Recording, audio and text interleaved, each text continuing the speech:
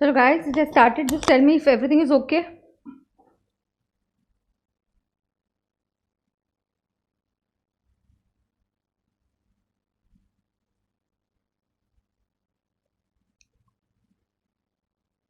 Shivam, I'm showing full screen everywhere. Why are you saying that? हाँ 10 point पे start करने वाली हूँ. 10 पॉइंट मैंने बोला ही नहीं है. वापस एक बार का सवाल नहीं आता, फिर से बोलना ही है मुझे. Oh wait, my this is low, battery is low. Trust और एडवर्टीजमेंट में supply of service, it depends upon trust से तुमने क्या लिया. अगर ट्रस्ट से तुमने गुड्स लिए तो सप्लाई ऑफ जी होगा. अगर ट्रस्ट से तुमने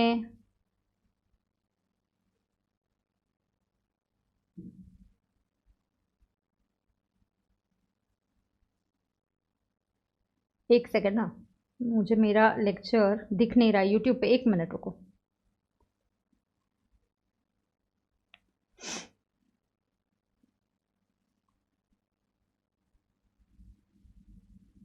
हाँ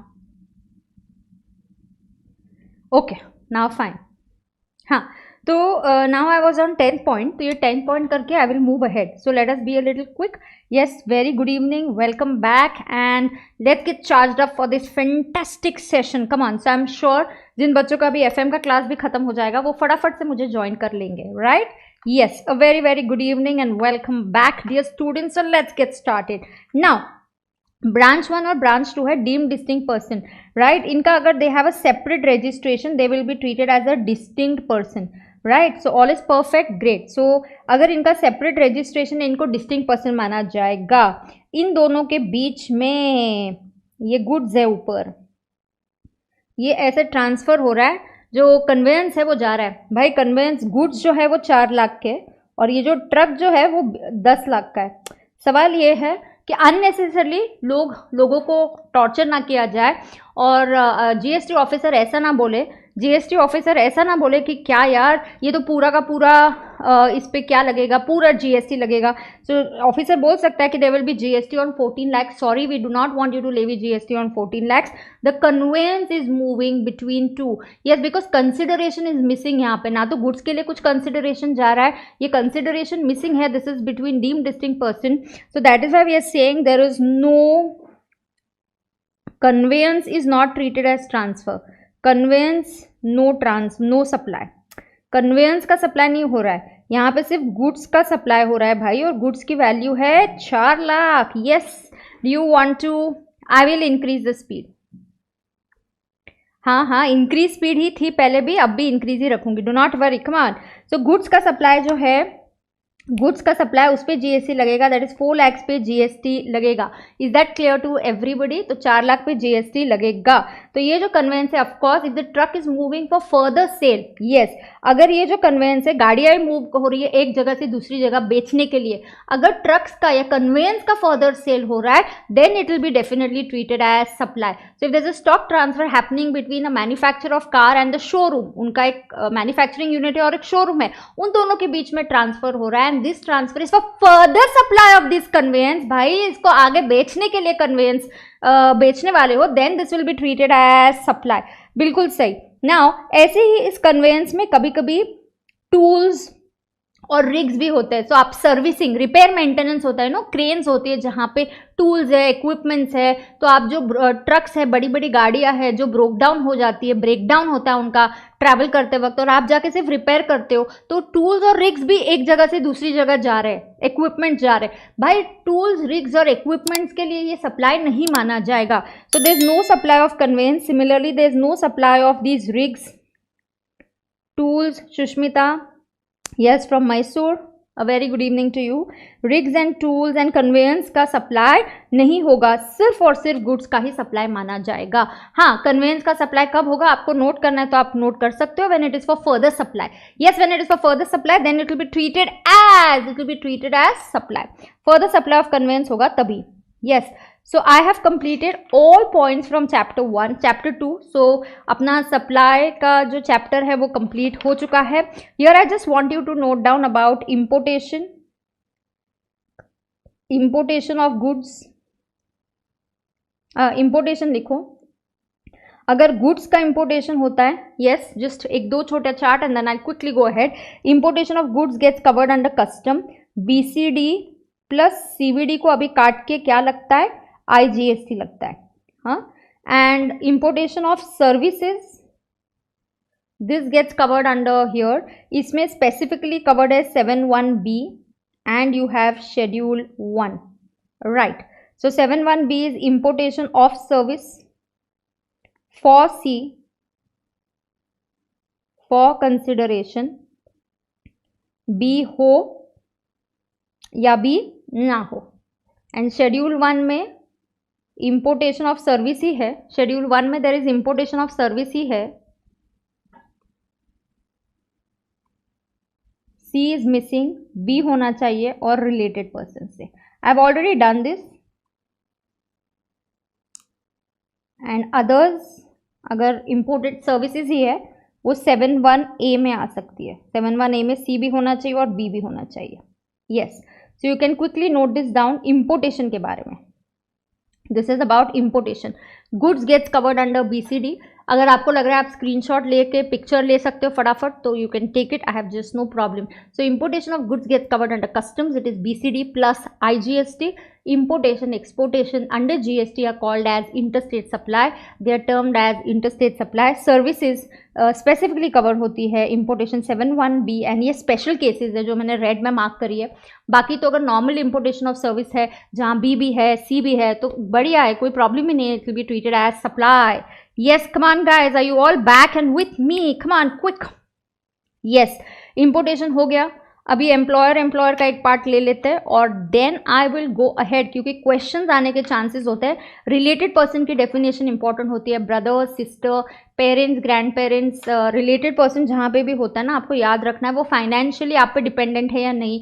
ऐसे टाइप की जनरली केस स्टडी आती है कि आपने आपके भाई से कोई सर्विस ली है, you have imported some services from your brother and your brother is an architect doing very well in Canada, he is well settled in Canada, भाई देन वो related person नहीं होगा। सो ये वाले क्लॉज में आपको ध्यान देना है। शेड्यूल 1 की जो कंडीशंस है वो you have to pay attention for case studies. Importation is a favourite question जहाँ पे केस स्टडीज पे क्वेश्चंस पूछे जाते हैं। Now employee and employer, now employee and employer मेरे पास ऑलरेडी होगा, I can just have a look, यहीं से करवाती हूँ आपको। यस, तो एम्प्लॉई एंड एम्प्लॉयर मेरे पास ऑलरेडी है, इफ किसी को नोट करना है तो here this is employee and employer here. Yes, if it is payment in the course of employment, okay, so अगर पेमेंट, अगर आप पहला चार्ट देखते हो it is payment in the course of employment. See, I have tried to cover maximum charts writing with you guys so that there's no you also get a chance to write it down. But here now, अगर आप course of employment में देते हो भाई salary पे GST लगता है क्या? No ma'am, we are very clear. ECG का E है ये, तो ये शेड्यूल 3 में कवर होता है। So it's not a supply, there is no GST। इसमें सब कुछ कवर होगा, सैलरी माने salary, perquisites, retirement benefits, pension, all of this will get covered. But sometimes I may do work for my employer और employer की sister concern, उनके लिए मैं कुछ काम करती हूँ जो कोर्स ऑफ एम्प्लॉयमेंट में नहीं है, तो मुझे असाइनमेंट दे दिया, उनकी सिस्टर कंसर्न है, सेम मैनेजमेंट की कंपनी है, वहाँ से मुझे कोई असाइनमेंट मिल गया, then this assignment doesn't come in schedule 3 because this is not in the course of employment. Or take even an example of non-compete fees. So even if I get non-compete fees, it is not liable for it won't come in schedule 3 guys, and it will be liable for GST. So not to join another company, it will be treated as supply. So it is not in the course of employment, ये supply माना जाएगा और इस पे definitely GST लगेगा। And बिना consideration के अगर कुछ होता है तो गाइज एम्प्लॉय एंड एम्प्लॉयर के बीच में they are treated as related person, ये बहुत ही इंपॉर्टेंट है. And employee and employer related person they get covered in schedule 1. yes, so any supply of service or goods between related person, याद रहे related person और distinct person के बीच में एस या जी दोनों का ट्रांजैक्शन हो सकता है, लेकिन एजेंट और प्रिंसिपल के बीच में ओनली गुड्स का ही ट्रांजैक्शन कवर्ड है. Okay, yes. इम्पोर्टेशन, ये ऑफकोर्स आपका बार एपीआई की बात हो रही है, दैट इज योर शेड्यूल 1 की बात हो रही है. नाउ बिना consideration, whenever you get in the exam get a question where it is without consideration ना, always think about schedule 1, always think about schedule 1 bar API. इसमें बैठ गया तो सप्लाई है, इसमें नहीं है तो खुद की प्रोविजंस मत बनाओ, then it is not going to be treated as supply. Supply का पहला फंडा है there must be C and there must be B. Schedule 1 is an exceptional case. Yes. Now, so exempt up to 50,000, so necklace of 55,000. Now, best part is GST is payable on entire 55,000, right? So, GST जो है, it is payable on entire 55,000. Are you getting that? Come on. Oh ho, are you getting that? So, done है तो मुझे बोल दो so I can go ahead. So, yes, this chapter is done. I'll go ahead with composition right now. क्योंकि RCM को एक एक लिखने में टाइम लगेगा. अक्षत, yes, good evening from Hyderabad.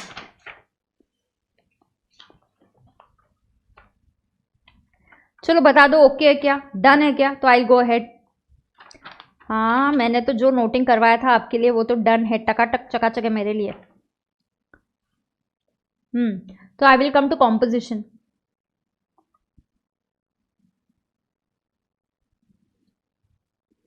Composition के लिए भी मैंने ना ऑलरेडी कॉपी पेस्ट कर लिया है chart, because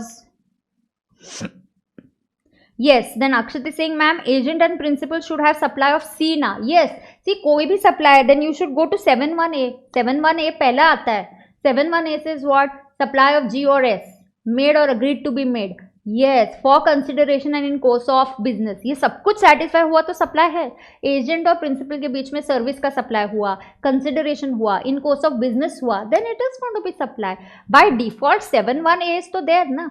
71A is supply, 71B is importation and 71C is schedule 1. yeah,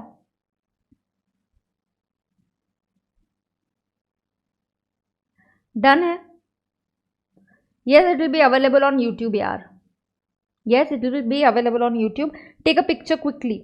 तो मैं composition पे आऊंगी अभी. it is available on YouTube. तो आप फिर से लेक्चर देख के उस जगह पे पॉज करके you can watch the lecture again, pause it and कोई बात नहीं है, दिस लेक्चर्स आर अवेलेबल. मैं फुल स्क्रीन ही दिखा रही हूँ. यू मीन मतलब without me? That is already set. I can't change that setting. I can't change that setting. whatever I can show you, this is the full screen. You can watch the lecture again, pause it and note down these things. yes, you can do that. watch the lecture again, it's available on YouTube. I will later upload it on my channel also. तो वहाँ पे ढूंढने में आसानी हो जाती है ना, मतलब वहाँ पे सिर्फ टैक्स रिलेटेड ही लेक्चर्स होते हैं. चलो आगे. Composition.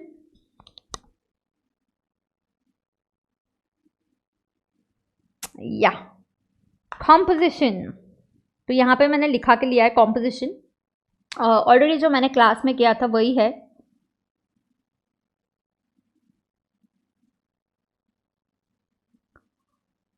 Yes, composition. Yes, she's asking, ma'am.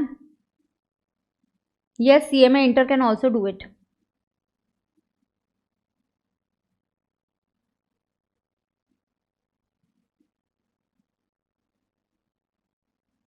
Janvi full screen कैसे होगा बेटा? I will also be there ना. So me and the screen, then the screen is full ना. What do you all say? अच्छा, जूम आउट कर दो, पूरा एक साथ दिखेगा. डू दैट लेटर ना. Okay, here. Now quickly take it, take a picture.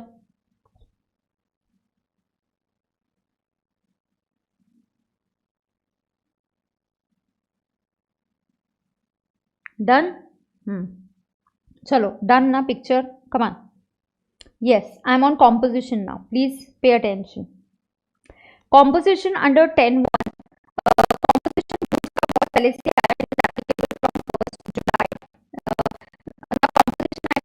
you guys need to understand it more thoroughly and listen to it very carefully. Okay, now listen. ATO, okay, of course, what is ATO? That's important. I will discuss that also. Composition के मैं कुछ examples देके कराऊंगी. Let's keep a target कि another 20-25 minutes I complete composition. Yes, so once I do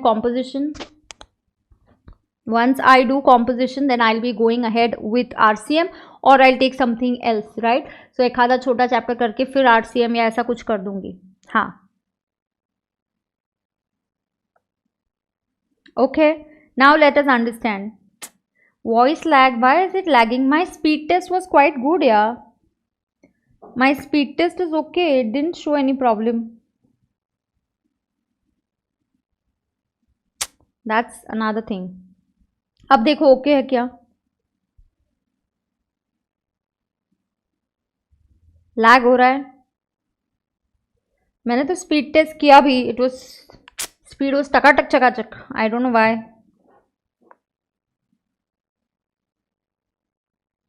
it's all right ना? Okay,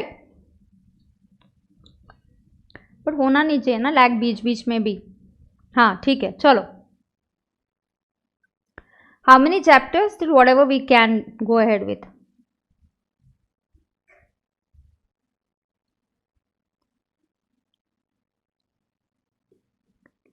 लिखना नहीं है. Okay, fine. Now pay attention. ATO, first the criteria is ATO of last. Let's just focus. Understand, आप ये लिखना बाद में, और बाद में आप जब लिखोगे तब आप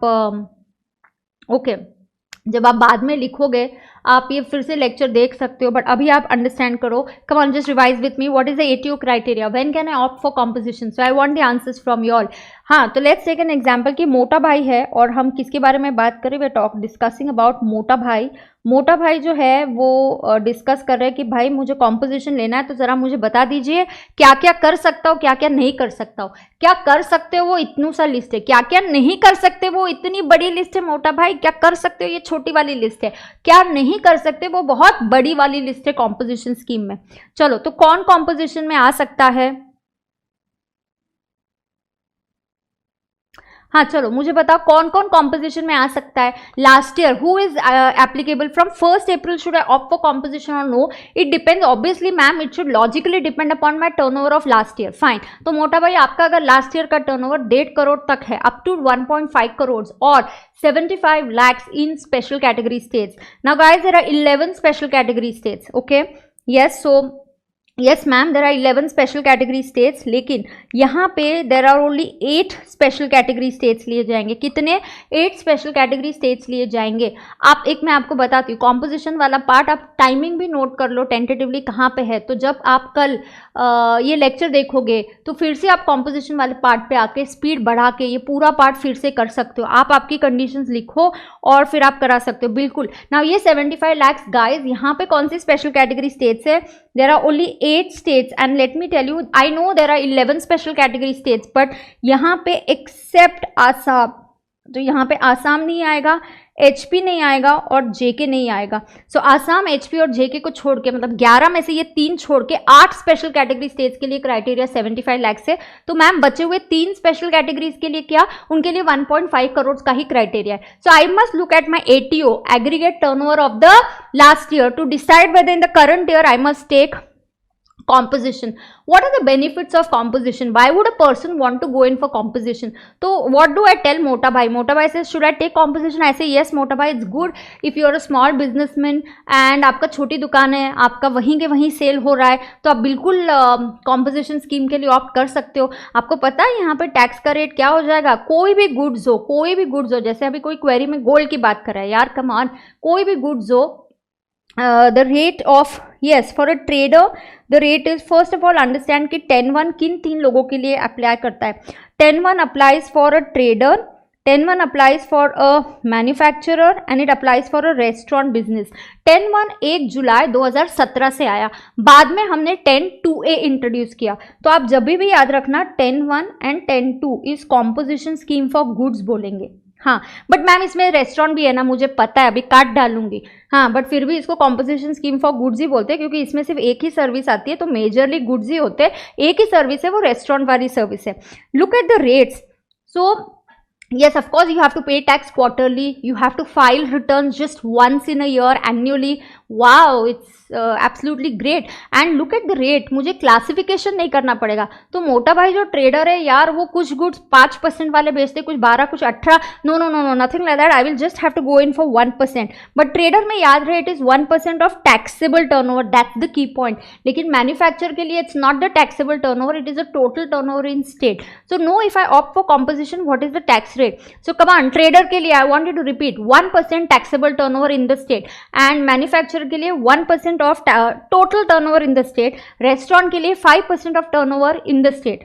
Yes, you cannot take ITC, yes we know that, you cannot collect tax, so you cannot raise a tax invoice, आपको जो बिल रेज करना पड़ेगा वो टैक्स इनवॉइस नहीं, आपको कस्टमर से टैक्स कलेक्ट नहीं कर पाओगे, इसलिए आप टैक्स इनवॉइस नहीं, आप एक बिल ऑफ सप्लाई आप रेज कर सकते हो। So tax invoice is cross, bill of supply stick, ITC not there, you can not collect tax, बिल्कुल सही, आप टैक्स कलेक्ट नहीं कर सकते।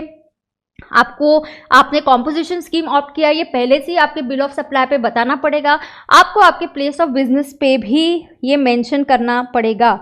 yes, so you will have to mention this. So see guys, from here to here you want, you can just take down 10(1), 10(2), this is the ATO criteria here, it's quite big, तो आप इसका एक बार screenshot ले लो, screenshot लेके रख दो आपके। yes, now you will have to mention a person buying from मोटा भाई, he is a supplier who has opted for composition scheme. So अगर मैंने मोटा भाई से कुछ खरीदा तो I cannot claim ITC भाई, because मोटा भाई टैक्स इनवॉइस नहीं दे रहा है। हमें ऑलरेडी पता है कि टैक्स इनवॉइस के हमने ऑलरेडी ITC के चैप्टर में देखा है कि मेरे पास टैक्स पेइंग डॉक्यूमेंट माने टैक्स इनवॉइस होना जरूरी है। yes, so I cannot claim, so basically you break the supply chain, you break the supply chain, बिल्कुल सही। मोटा भाई एक genuinely small dealer होना चाहिए। now ma'am, can he have branches across India? yes, and in fact if he has a branch in various states, पूरे branches का total ATO लिया जाता है। ATO जो होता है वो पैन बेस्ड ATO होता है, it is a pan based ATO, मतलब ऑल ओवर इंडिया आपकी जो भी ब्रांचेस है सबका टोटल लिया जाता है लास्ट ईयर का, और तब आपका पैन बेस्ड ATO निकलता है गाइज।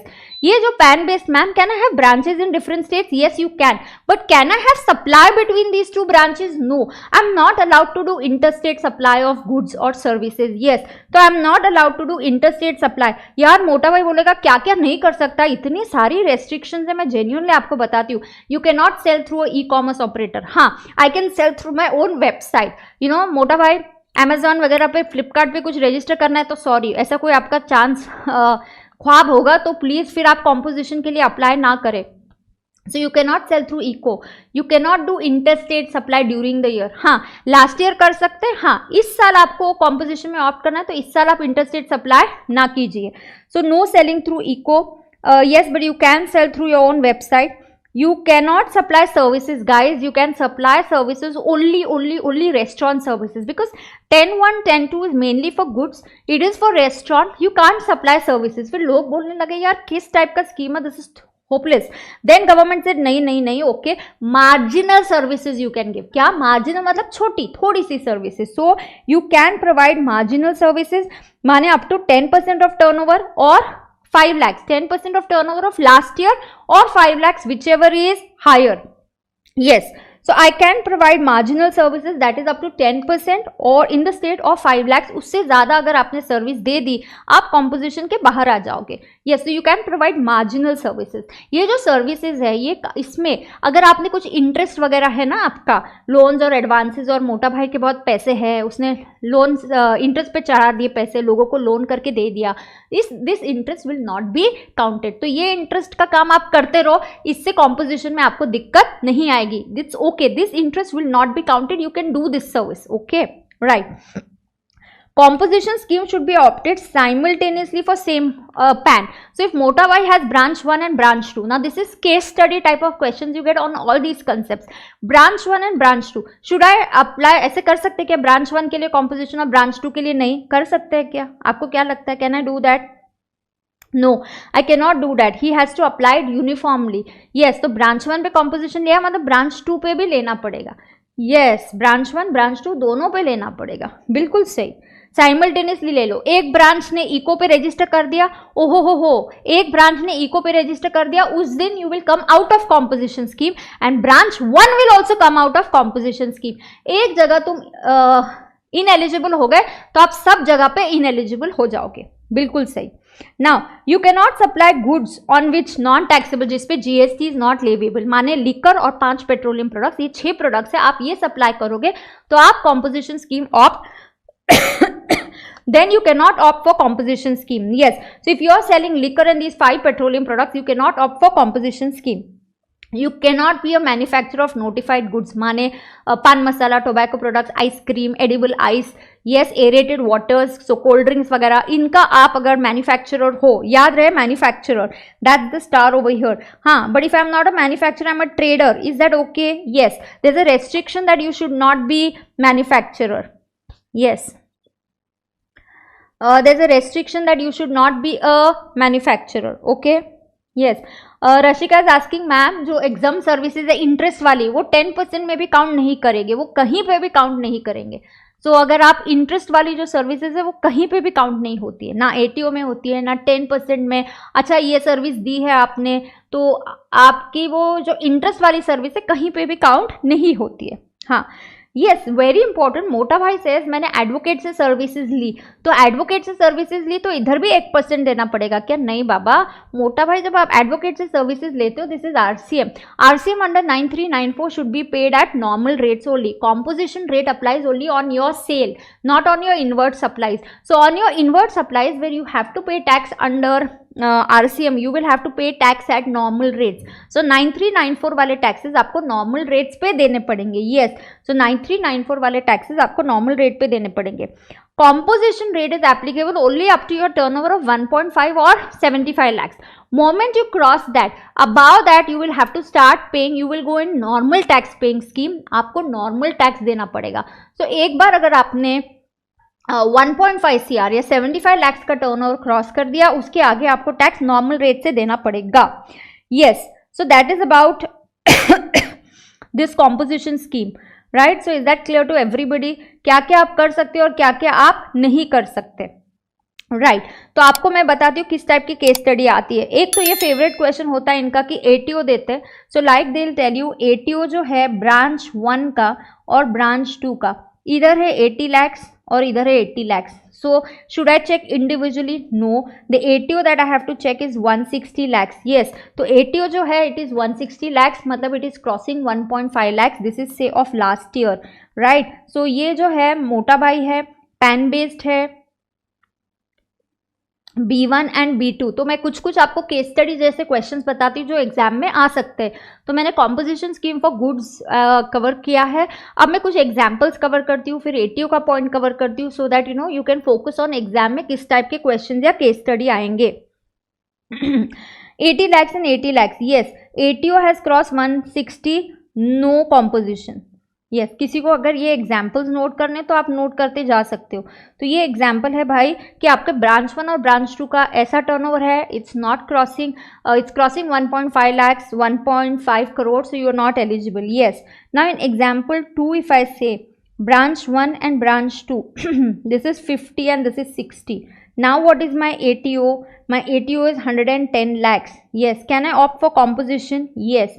अगर मेरा कॉम्पोजिशन में मुझे ऑप्ट करना है, अगर मैं ट्रेडर हूँ तो मुझे सिर्फ टैक्सेबल टर्नओवर पे टैक्स देना है, एग्जम्प्ट वाले इस पे टैक्स नहीं देना है अगर मैं ट्रेडर हूँ तो। लेकिन अगर मैं मैन्युफैक्चरर हूँ तो मुझे टोटल पे देना पड़ता है। वो बताती हूँ मैं, एक एक करके बताती हूँ, पे अटेंशन। पहले, is composition eligible? Yes, I am eligible, my ATO is 110, but I compulsory I have to take B1 and B2, at both I will have to opt for composition.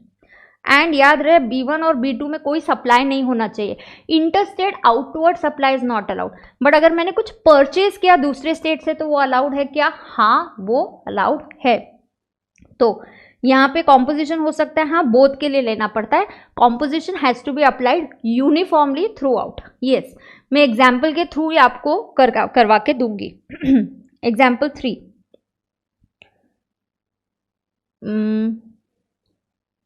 Sale of goods 1.3 crores, interest earned on loan, जो भी interest exempt है. हाँ of course I tell you ना, wait. यहाँ पे मुझे अगर देना है B1 महाराष्ट्र में, तो महाराष्ट्र में मुझे 50 lakhs पे 1% देना है. B2 60 है दिल्ली में, तो दिल्ली में मुझे 60 lakhs पे 1% देना है. हाँ simple. Example 2, I am on example 2, come on. B1 का turnover last year, okay this is last FY. B1 का टर्नओवर लास्ट FY में 50 और 60 lakhs है.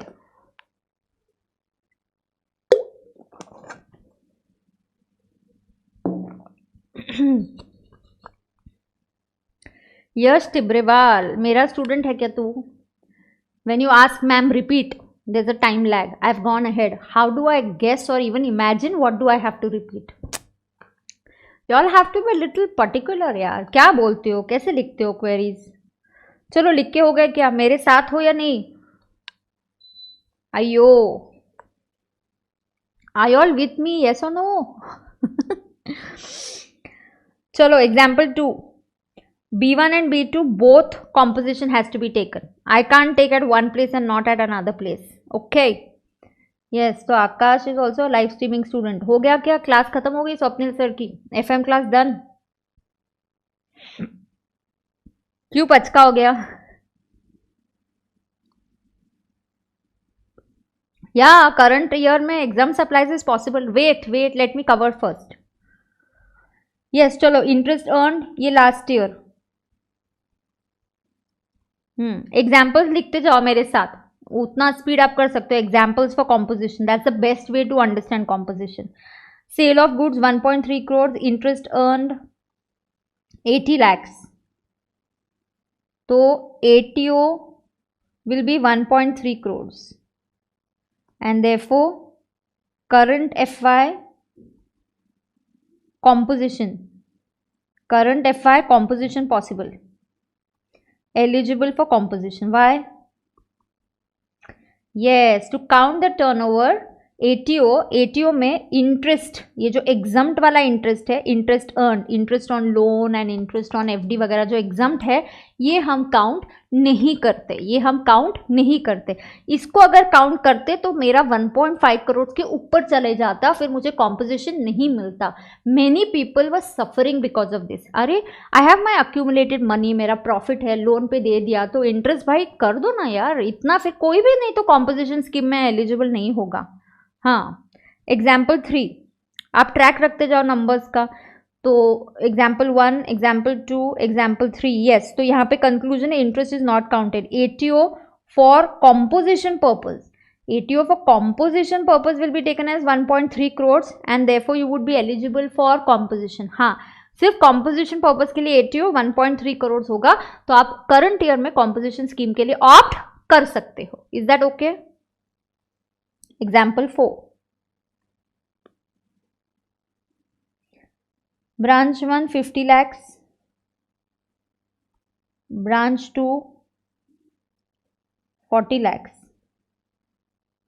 and branch 2 sells liquor for human consumption.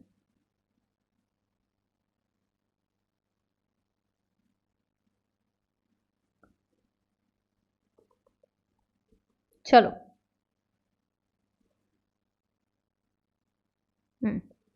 Branch 1 50 lakhs, branch 2 40 lakhs. ATO कितनी? ये last year का है, of course ये लास्ट ईयर का. मैं ATO हर जगह लास्ट ईयर का ही दे रही हूँ. ATO 90 lakhs से फिर भी हम बोलेंगे not eligible. Can B1 take composition? Can B1 B2 both take composition, or one of them can take or none of them can take? What is your answer? चलो मुझे फटाफट आंसर्स चाहिए. Come on, I want a very energetic class and a very interactive session. Come on, quick. B1 and B2 both not eligible.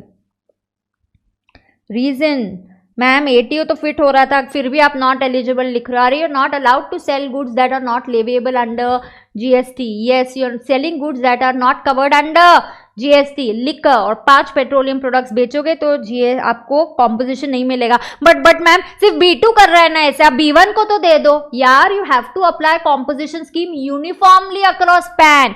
Yes, you have to apply it uniformly across PAN. Either both are eligible or none of them are eligible. बिल्कुल सही. Example 4. Last FY ATO 90 lakhs. Last FY ATO 90 lakhs. Last FY ATO is 90 lakhs. Current FY turnover is 180 lakhs. What can you do? Can I opt for composition? Yes, I can opt for composition. Yes, composition eligible. मुझे बीच में सिर्फ जाके mobile का charger लाना पड़ेगा. Composition eligible. हाँ, but ये जो करंट FI है up to 150 lakhs composition rate. Yeah, and on 30 lakhs normal rates. Example 5, sorry. Normal rates. चलो लिखो.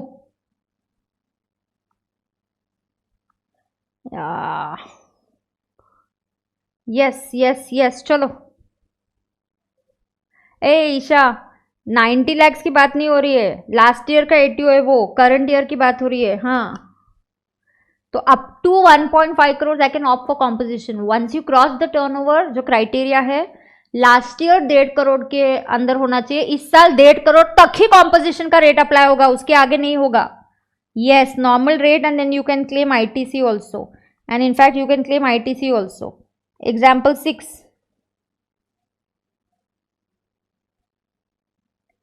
Last FY ATO. Last FY ATO is 120 lakhs. Yeah, 120 lakhs. Okay. Then क्या बताना था यहाँ मुझे आपको. हाँ, करंट FI में taxable turnover 20 lakhs, एग्जम turnover 10 lakhs. Trader कितना टैक्स देगा, ट्रेडर कैसे निकालेगा, और मैन्युफैक्चरर कैसा टैक्स पे करेगा. Yes, trader will calculate 1% on 20 lakhs. This is taxable turnover in state. Huh? In state. Yes, you can opt for composition. Trader will pay 1% on 20 lakhs. Manufacturer will pay 1% on 30 lakhs. He pays on taxable turnover and manufacturer pays on total turnover in state. Ma'am unfair ना. या manufacturer ने नहीं मांगा, trader ने जाके मोदी जी को request किया, आपने रिक्वेस्ट किया, आपको दे दिया. मैन्युफैक्चरर ने नहीं मांगा, वो खुश है तो वो खुश है, तो हम क्या करें. हाँ, ट्रेडर ने जाके मांगा तो उनको मिला ये टैक्सेबल टर्नओवर. यस. ओ, रुकावट के लिए खेद है, बीच में कोई तो आ गया है. एग्जाम्पल कौन सा हो गया. 6. चलो example 7. Yeah, example 7, come on.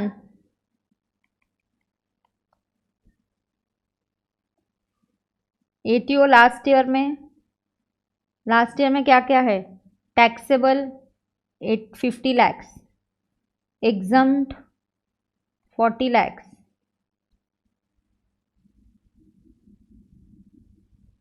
Interstate 10 lakhs. तो ATO की थी 100 lakhs. लिखो ATO लास्ट ईयर, आराम से लिखो. कॉम्पोजिशन इंपॉर्टेंट है. Get your things faster. Little speed up ma'am, मैं लिख रही हूँ ना बेटा. Tax 50 lakhs, exam 40, interstate ATO 100 lakhs. so this ATO 100 lakhs. okay, so current year turnover suppose only taxable ही है और एग्जम्प्ट है, इंटरस्टेट लिखा तो तुम तुरंत उस दिन इनएलिजिबल हो जाओगे। यस, तो आपका टैक्सेबल और एग्जम्प्ट का टर्नओवर 50 लाख है।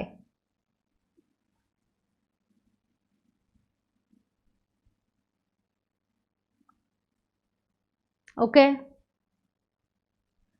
तो टैक्सेबल, कम ऑन, आपका टैक्सेबल टर्नओवर और एग्जम्प्ट है 50 lakhs, what will it be? So can I apply for composition? Yes, composition tick tick. हाँ, can I do interstate supply purchase? Yes. Can I do interstate supply during the year? No, interstate during the year is not allowed. Correct? Yes.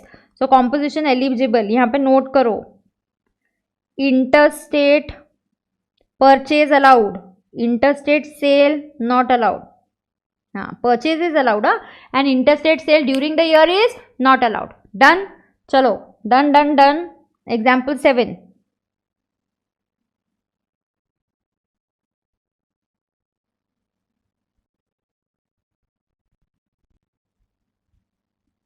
Example 7 done.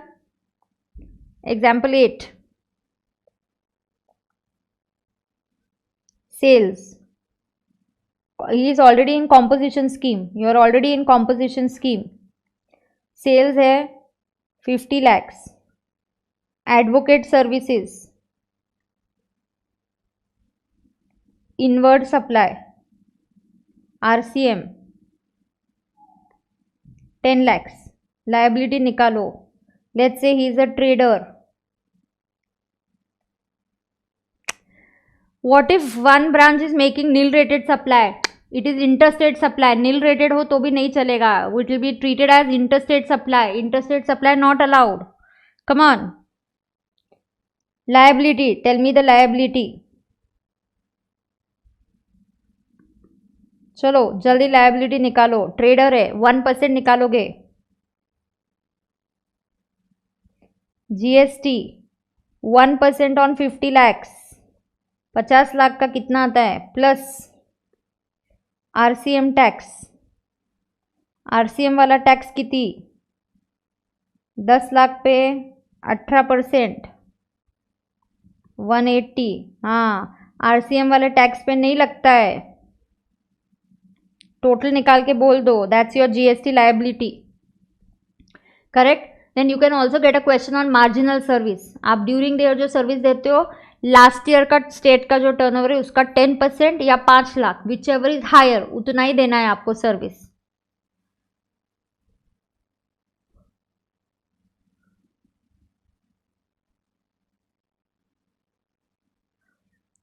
Yes, 2,30,000, बिल्कुल सही.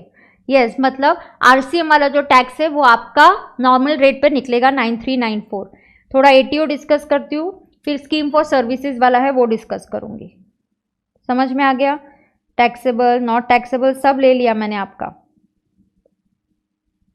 Okay, काफ़ी सारे examples cover कर लिए मैंने, काफ़ी सारे points cover कर लिए. एटीओ वाला पॉइंट डिस्कस करती हूँ अभी. यस, एटीओ और फिर सर्विसेज वाला कॉम्पोजिशन. अब पे अटेंशन.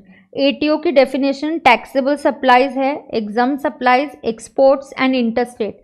इंटरस्टेट में एक स्टेट से दूसरी स्टेट का आएगा, plus supplies between deemed distinct person भी इंटरस्टेट होएगा. Yes, okay. Sejal, yes, you could apply. Maybe the provision is quite silent. So she says, if I'm selling liquor in the last year, can I apply for composition in this year?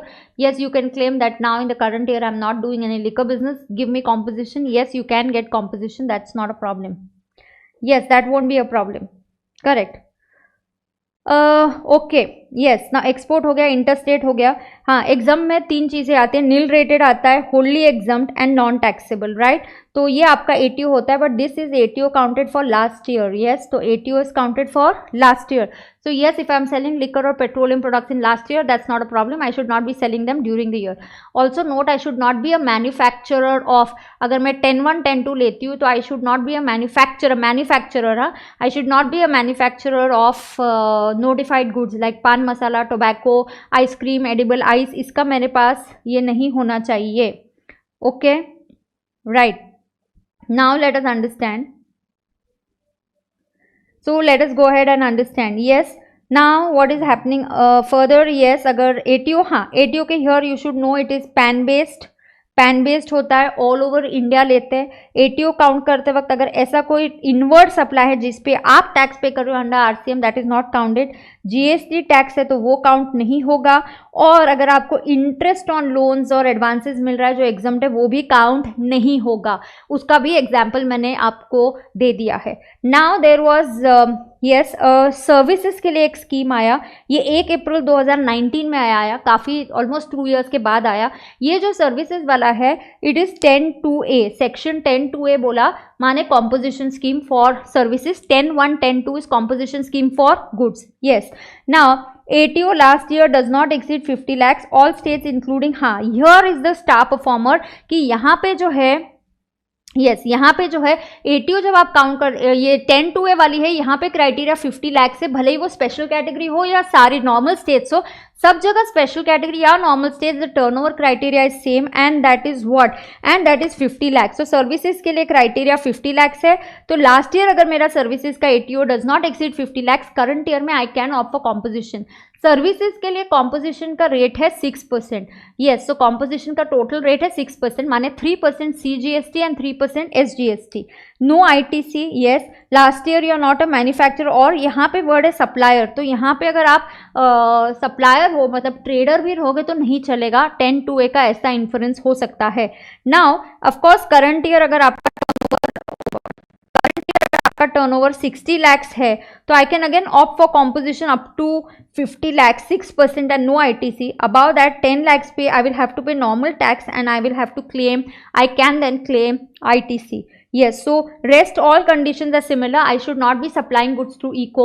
even ऊपर अगर आप composition के लिए opt कर दिया और एक particular दिन आपने सोचा अभी कोविड आ गया, आपने सोचा नहीं दुकान पे कोई नहीं आ रहा है, आपको इको पे ही रजिस्टर करना है, तो जिस दिन आप इको पे रजिस्टर करोगे उस दिन आप कॉम्पोजिशन स्कीम से आउट हो जाओगे, इन एलिजिबल हो जाओगे। So composition scheme should be applied PAN based, should be applied across. एक जगह पे आप इनएलिजिबल हो गए तो सब जगह इनएलिजिबल। इको के थ्रू नहीं बेचना है, नॉन टैक्सेबल गुड्स नहीं बेचना है, इंटरस्टेट सप्लाई नहीं करना है, कस्टमर से टैक्स कलेक्ट नहीं करना है, आपको खुद आईटीसी नहीं लेना है, जो आपसे खरीदेगा वो भी आईटीसी नहीं लेगा, आपने नोटिफाइड गुड्स की मैन्युफैक्चरिंग नहीं करनी चाहिए, आपने सर्विसेज अगर आप 10(1), 10(2) चूज करते हो, you should not be providing services, you can provide restaurant, that is okay. बाकी सर्विस करनी है तो आपको मार्जिनल ही होनी चाहिए, मतलब लास्ट ईयर का टर्नओवर है उसका 10% और 5 lakhs, whichever is higher, उतनी हद के अंदर अगर आप service, if you are within the limit then there is no problem, then you can stick to and remain in composition scheme. So अगर मेरा टर्नओवर लास्ट टाइम का 40 lakhs रहा हो, सो अगर मेरा टर्नओवर लास्ट टाइम का 40 lakhs रहा हो, so last year my turnover in the state has been 40 lakhs. So during the year I am doing sale, okay, but I am also providing repair services. तो मेरी repair services can be up to 10% of 40 lakhs or 5 lakhs, whichever is higher. So that will be 5 lakhs. Okay, so yes, I can provide marginal services which cannot exceed 10% of my last year's turnover or 5 lakhs, whichever is higher. So 10(1), 10(2) is composition scheme for goods, trader, manufacturer, restaurant उसमें cover होता है। 10(2)(a for services, यहाँ पे criteria 50 lakh है, आप कहीं पे भी रहो, स्पेशल कैटेगरी हो, कहीं पे भी हो, 50 लाख का ही लिमिट रहेगा। Yes, so anybody having any problem with composition scheme? So I think composition scheme I have tried to cover quite a lot with examples, everything has been covered. Yes, so you guys can then later on of course take this picture, यहाँ पे अगर आपको note करना है तो मैं यहाँ पे रखती हूँ, ये देखो, ये ऊपर से यहाँ तक मैंने रखा, restaurant, you can provide marginal, यहाँ पे एक स्क्रीनशॉट, क्लिक, डन। रेस्टोरेंट के आगे यहाँ पे एक click, done. Scheme for services, click, done. Yes, he has to file GSTR4. GSTR4 is the annual return. He can file, he has to file an annual return also, GSTR 9A. He has to file GSTR4 and he has to file 9A, that is the annual return. He has to also pay taxes quarterly. Yes, he has to pay taxes on quarterly basis, correct? तो taxes का payment quarterly basis पे होता है, right? And return filing is on a annual basis, and return filing is on a annual basis, right? So composition scheme is done. Sushil, if you have a doubt, quickly send your doubt. I can't just keep checking it again. Yes, so please, or ask your doubt here. I'm sure the students will help you. Last year I can do interstate supply, of course. It's a noted fact. We do this in office also. I'm very very sure about it that last year I can do interstate supply. नहीं तो ATO की definition में आता ही नहीं ना. Bhumika thank you, Mohammed thank you, Noman thank you. Yes, yes. Sushil, example 7 पे doubt है भाई. तू मेरे क्लास का बच्चा है कि नहीं कि काट डालू तेरे को? मैम एग्जाम्पल 7 पे डाउट है. तेरा डाउट भी मैं गैस करूँ क्या कि डाउट बोलेगा? देख तो कैसे बच्चे हैं. मैम एग्जाम्पल 7 पे डाउट है. मैम एग्जाम्पल 7 पे डाउट. डाउट बोलना, अभी तो मैं काट डालूंगी. फिर मैं बोलती हूँ, फिर तुम मेरे को रिकॉर्ड करते हो और मेरे को बदनाम करते रहते हो. मैम ऐसे बोलती है. चलो जल्दी. हाँ ओके, क्या तेरा डाउट क्या है? और इज इट सॉल्व? हाँ, इंटरस्टेट सेल लास्ट ईयर कर सकते हैं, वरना एटीओ की डेफिनेशन में आता ही नहीं. एटीओ के डेफिनेशन में आता ही नहीं ना. एटीओ की डेफिनेशन बनाने वाले लॉ ऐसे नहीं बनाते. एटीओ की डेफिनेशन कितनी क्लियरली बोली है अपने को. हाँ देखना, एटीओ की डेफिनेशन में इंटरस्टेट सप्लाईज भी लिया है ना, क्योंकि लास्ट ईयर का है भाई, करंट ईयर में नहीं करना है interstate supply. Yes, I am damn sure about it. Clear हो गया सुशील? नाराज मत हो जाना. मैं नाराज हो गई ना, अयो तू नाराज मत हो जाना. मैंने किसी को डांट लिया तो बाद में मुझे बुरा लगता है, सॉरी. लेकिन मैंने डांटा नहीं वैसे.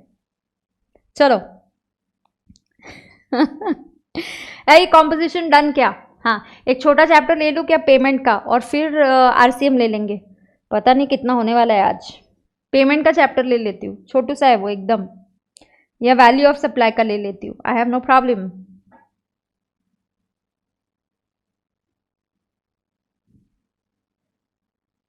क्या स्टाइल है मैम का? पहले डांटने का और फिर मैम को बुरा लगता है, ऐसा स्टाइल है. लेकिन आज मैंने डांटा नहीं है. वैल्यू ऑफ सप्लाई लूँ, ठीक है. डांटे मैं नहीं डांटी. क्या डांटी मैं? कुछ नहीं डांटी. चलो अच्छा, पेमेंट और वैल्यू दोनों ले लेती हूँ छोटे. I have no problem. I just have no problem guys, come on.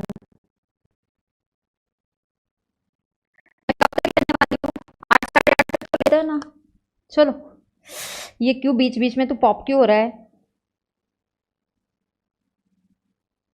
Payment ले लेती हूँ, चलो. ओके, पेमेंट के लिए मेरे साथ लेजर बना लो. पेमेंट ऐसा 10-15 मिनट में ख़त्म करा दूंगी.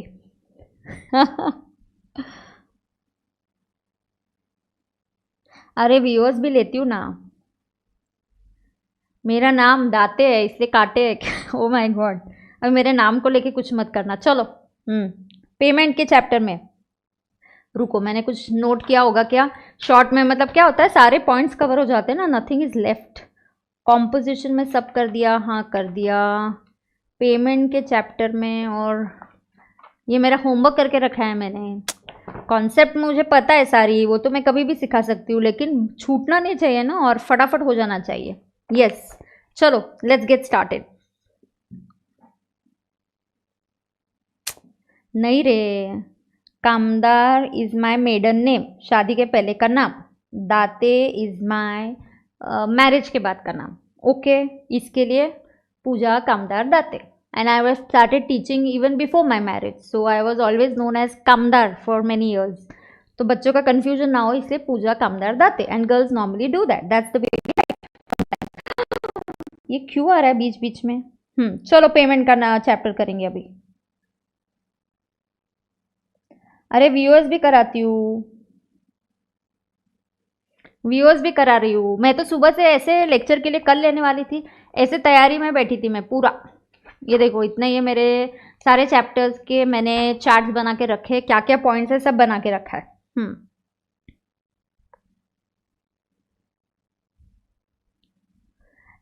हाँ, सर्विसेज में एटीओ का मीनिंग इज सेम।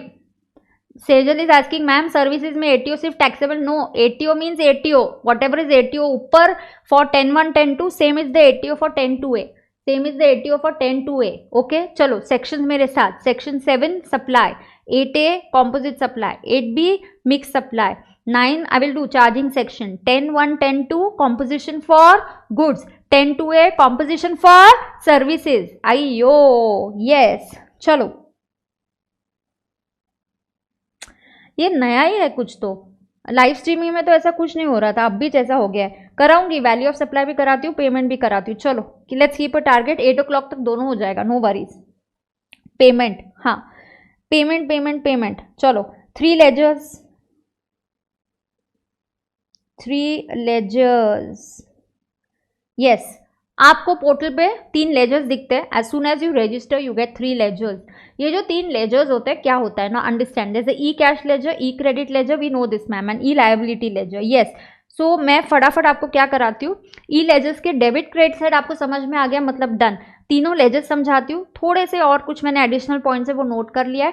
पेमेंट का चैप्टर आप लगभग 2 अक्रॉस पेजेस ऐसे ले लो, अक्रॉस 2 पेजेस। तो इधर ई क्रेडिट, ये 3 लेजर्स, नीचे कुछ और पार्ट लिख के लो, तो आपका ये 2 पेजेस देखोगे तो पेमेंट का चैप्टर टकाटक चकाचक। Yes, come on. Now let us understand 3 ledgers में पहले लिखते हैं ई क्रेडिट लेजर। ओ बच्चा, पहले क्या लिखोगे, e credit ledger, yes. So what happens in e credit ledger, now pay attention. हाँ, ई क्रेडिट लेजर में कोई भी लेजर का डेबिट और क्रेडिट होता है। First if you understand that these ledgers are on the portal, ये government के बुक्स में आपका लेजर है, आपका अकाउंटिंग नहीं है। ये जीएसटी पोर्टल पे लेजर दिखते, पोर्टल किसका है, गवर्नमेंट का है। तो ये लेजर किसके व्यू पॉइंट के हिसाब से, गवर्नमेंट। सब उल्टा होता है, जैसे बैंक का पासबुक होता है वैसा ही सब उल्टा। yes, a debit in my bank balance would show a credit in my passbook, no? तो अगर if I have a cash balance, मेरे यहाँ डेबिट दिखेगा, लेकिन गवर्नमेंट मेरे पासबुक में क्या दिखेगा, क्रेडिट। तो दिस इज एग्जैक्टली उल्टा। So my e credit ledger I normally in this batch I have taught you like a bucket. जैसे जैसे आपके परचेज के बिल्स आते हैं आप उसके बकेट में डालते जाते हैं। आई यू एवरीबडी विथ मी? हाँ, जैसे जैसे आप लेजर्स लेते हैं आपको बिल्स आते हैं, आप बकेट में डालते जाते हैं, उसका टैक्सेस जो है वो जमा होते जाता है, क्रेडिट जमा होते जाता है, राइट। ये जो क्रेडिट है आपके लिए एसेट है, मतलब गवर्नमेंट के लिए ये लायबिलिटी साइड में आएगा। हाँ, अरे मेरे पास बकेट में इतना जमा है ना, I am going to use it to pay my taxes. Yes, you should always know, जो भी टैक्स का पेमेंट किया जाता है ना, टैक्स का जो भी पेमेंट किया जाता है, I can pay it like this. Wait, तो आई थिंक पहले ये लिखते हैं, टैक्स का पेमेंट 2 तरीके से हो सकता है। आईटीसी कैन बी यूटिलाइज्ड और आपको कैश पे करना पड़ेगा। हाँ, ये टैक्स के पेमेंट के लिए। लेकिन बाकी भी चीजें कभी कभी पे करनी होती है। इंटरेस्ट,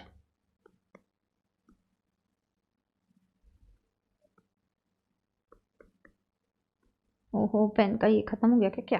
चार्जिंग यूज ही नहीं किया मैंने, अभी लेक्चर के बाद अब भी यूज कर रही हूँ। इंटरेस्ट, पेनल्टी, फीस, अदर्स, ये अगर पे करना है, इंटरेस्ट, पेनल्टी है, फीस है, अदर्स है, कंपलसरी इसके लिए कैश पेमेंट करना पड़ता है। आईटीसी यूज नहीं कर सकते, बकेट यूज नहीं होगा। बकेट में जो भी आपके परचेज के ऊपर के इनपुट टैक्स क्रेडिट है ना, वो नहीं यूज होगा, ठीक है। हाँ, और आरसीएम वाला टैक्स पे करना है, आरसीएम टैक्स, इसको भी कंपलसरी कैश पेमेंट। या लिखो यहाँ पे आईटीसी काट डाला, इधर आईटीसी यूज नहीं हो सकता। So bucket can be use only for tax payment, bucket can be use only for tax payment. यहां तक आ गए सब लोग? क्या कहाँ हो गए बच्चे, किधर गायब हो गए? कम है क्लास, क्या हो गया? जिनका भी एफएम का क्लास है तो गायब हो गए क्या आप? खत्म हो गई ना एफएम की क्लास? चलो डन है। Yes done. Now I come to e credit ledger. Now you should know e credit ledger I file 3B, जो मेरा 3B आता है वहां से आता है। ओके, यस, तो कंपल्सरी ये मेरी लायबिलिटी साइड में दिखता है, तो this comes on your credit side. Yes, it's my liability, the credit side. It's my asset for me but it's exactly उल्टा फॉर द गवर्नमेंट. यस, तो यहाँ पे आता है आईटीसी अवेलेबल. ये आईटीसी कहाँ पे आता है? दिस इज सेल्फ असेस्ड, मतलब आपने खुद से जो डिसाइड किया वो वाला है. This is the self assessed ITC. In short, this comes from from 3B. लिखो, क्रेडिट और डेबिट समझ लिए तो ये खत्म हो जाएगा. उसमें एक ही दो ही पॉइंट्स है तो वो करा दूंगी, पेमेंट का चैप्टर हो जाएगा. कॉम्पोजिशन हो गया, सप्लाई हो गया, चैप्टर 1 हो गया. आज आपको तुरंत ये रिवाइज करना है, ठीक है? आज या कल कर देना. सेल्फ असेस्ड ITC बरोबर. This comes your from GSTR 3B. इसको यूज किसके लिए करोगे? बकेट में से किसके लिए निकालोगे?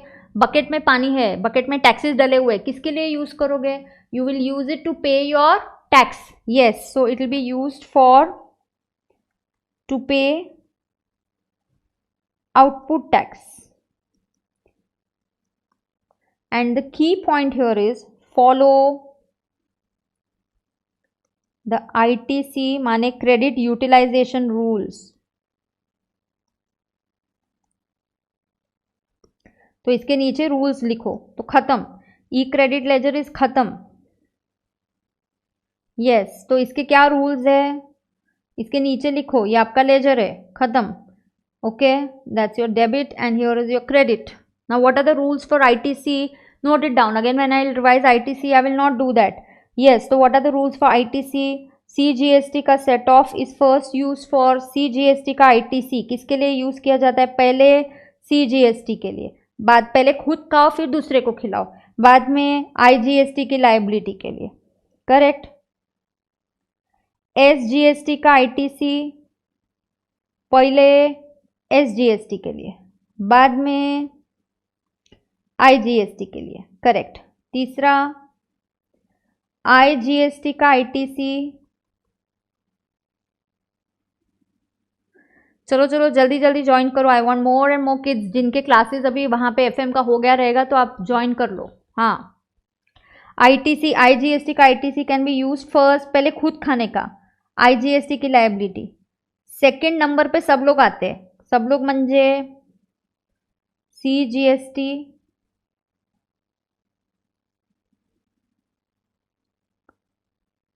या SGST in any order and proportion.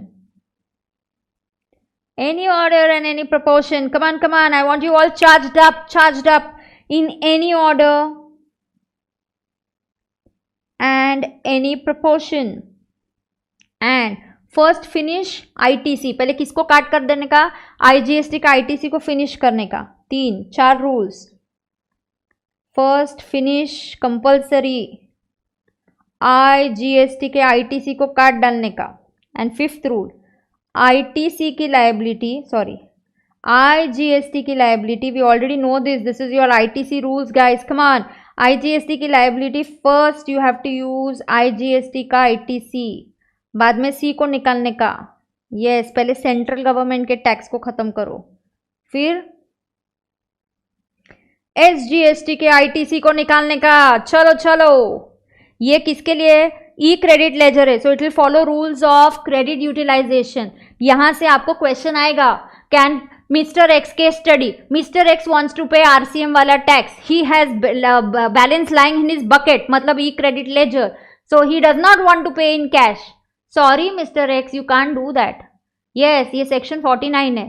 Section 49 के हिसाब से ई क्रेडिट लेजर का balance can be used only for paying output tax, only for tax liability and nothing else, only for paying your tax liability and nothing else. So Mr. X will compulsorily have to pay the payment in cash, भले ही उसके पास ई credit में balance हो.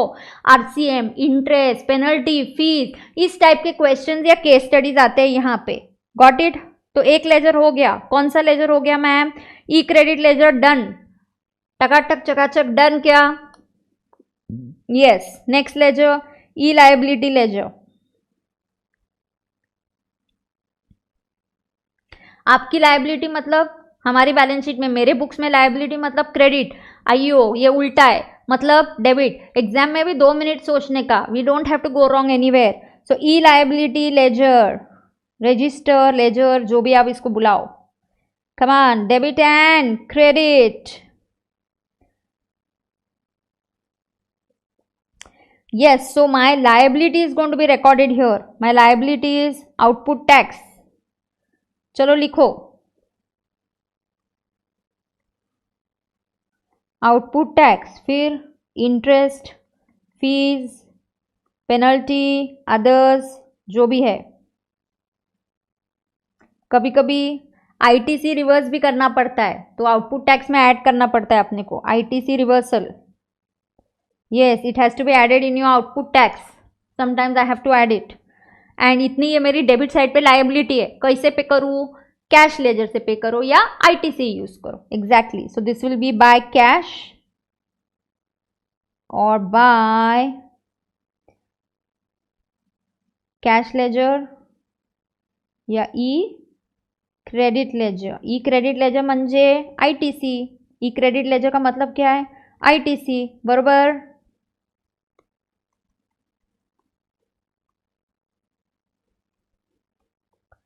Done. ई liability को कोई rules नहीं है, ई liability को कोई रूल्स नहीं है, नॉर्मल है, लायबिलिटी रिकॉर्ड होगा, पे होगा, that's it. Of course liability को काइंड ऑफ रूल्स है, kind of we can say rules are there. Tax की लायबिलिटी कैसे पे होगी? टैक्स की liability will be paid by cash और आईटीसी, बरोबर। यस, इंटरेस्ट पेनल्टी की लायबिलिटी कैसे पे होगी? ए वो क्यों ऐसे कर रहा है? ये सिर्फ कैश में होगी। आरसीएम की लायबिलिटी है वो कैसी पे होगी? कैश में, बराबर।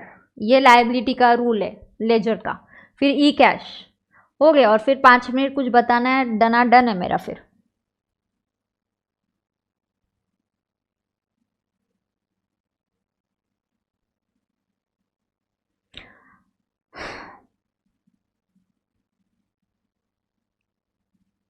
डन है क्या तुम लोग? आज की तारीख में तुम्हारा हो गया क्या लिख के?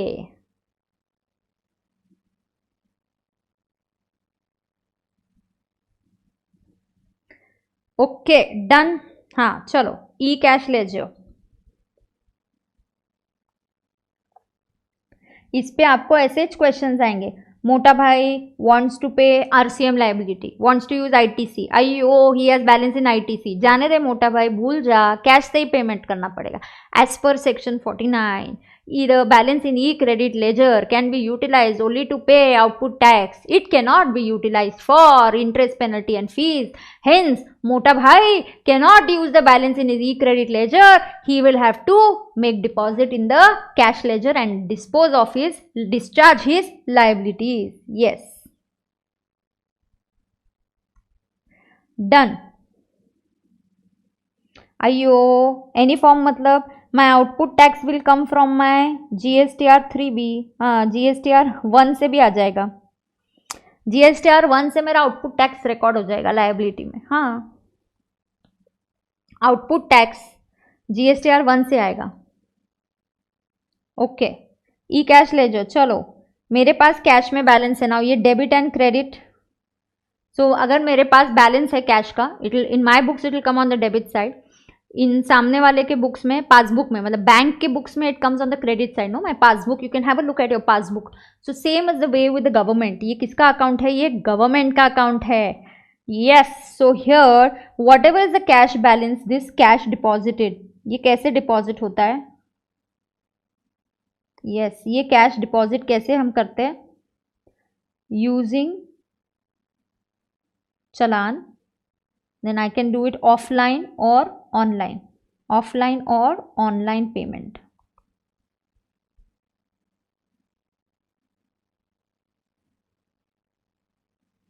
रुक जाओ Shakti, wait, let me finish 10 minutes, I'll finish this, come on।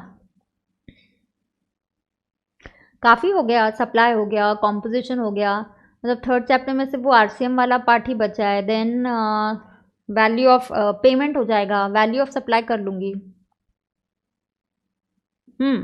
Yes, cash deposited of course I tell you. और आपका TDS oblique TCS deducted by others, उसका भी क्रेडिट देगी ना, तो गवर्नमेंट बोलेगी तुम्हारा जमा हो गया, डिडक्टेड बाय अदर्स. हाँ, इसके मैं रूल्स आपको बता दूंगी. Yes, of course this is maintain major and minor head wise. ये बैलेंस किसके लिए यूज होगा?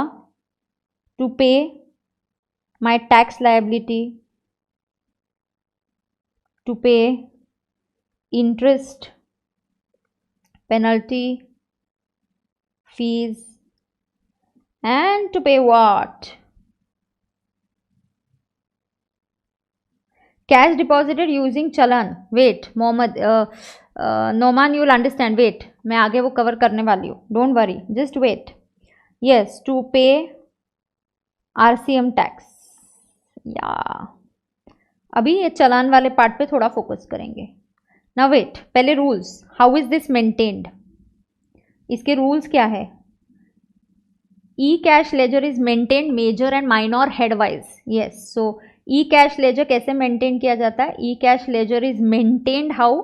It is maintained major and minor head wise. Okay, what is that? I tell you.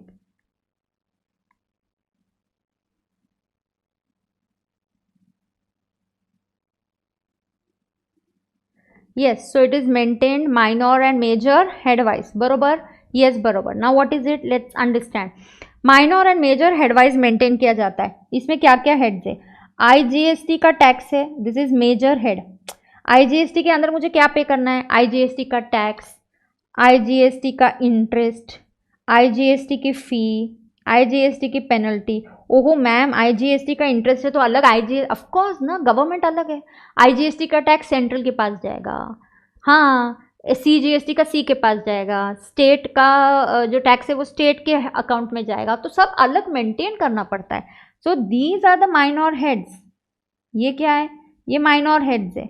ऐसे ही मेरे पास मेजर हेड्स है ही ना, तो ऐसे मेरे पास और मेजर हेड्स है. IGST is a major head, CGST is a major head, SGST is a major head, UTGST is a major head. हाँ, तो जब हम चालान भरते हैं, मैं चालान पे कैसे भरती हूँ? On the challan I will say IGST, then I will select tax 5,000. I will say IGST, I will say interest 500. I will say CGST, tax 2,000. And I will say interest CGST का 0. तो इस type का एक ही चालान बनता है. चालान एक ही होता है. I don't have to file different challan. I have to deposit accordingly. कभी कभी डिपॉजिट करते वक्त गलती हो जाती है, कभी कभी डिपॉजिट करते वक्त गलती हो जाती है, you know. So this is how the challan goes. तो चालान में I have to give details. Major head IGST का पे करो, लेकिन क्या टैक्स, तो टैक्स में पे करो.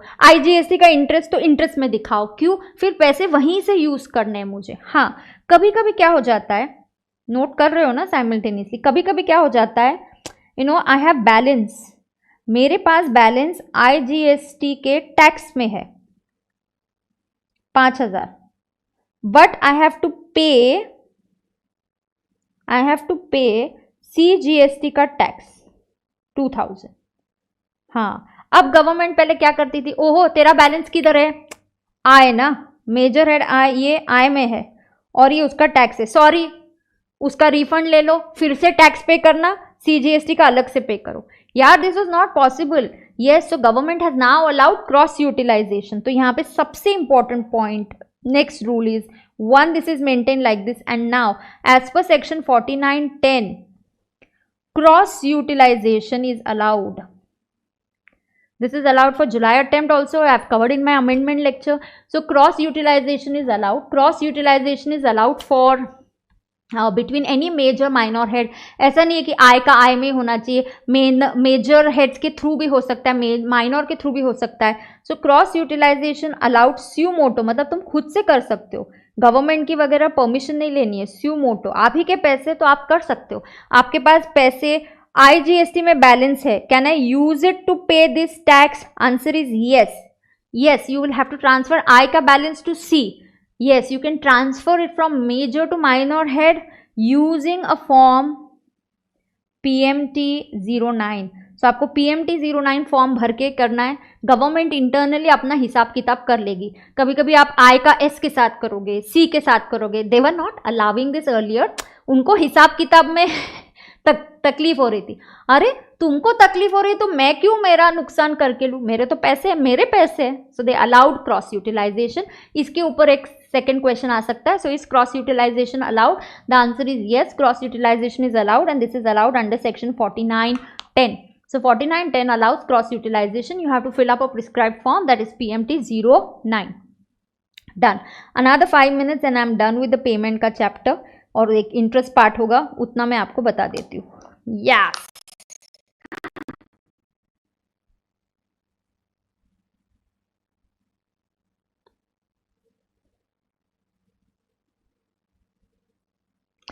Generated manually, compulsory, sorry, not manually, electronically on portal. No manual challans. When you generate it electronically on the portal, you get a CPIN plus 3 digits. Bank add करती है और फिर बन जाता है CIN. CIN तभी बनेगा, ये 14 डिजिट्स है, तो CIN इज टोटल 17 डिजिट्स. इस challan identification number. Compulsory you have to generate the challan on the portal. Its validity is 15 days. Correct. No manual challan, single challan for all taxes.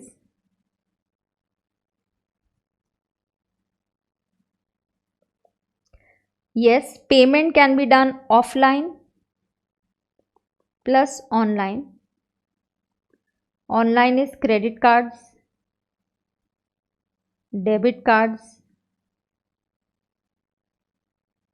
internet banking. CPIN का full form पता है क्या? CPIN, हाँ, common portal identification number. वो 14 digits का है. ये 3 digits तभी ऐड होंगे when the money gets credited to bank government's account.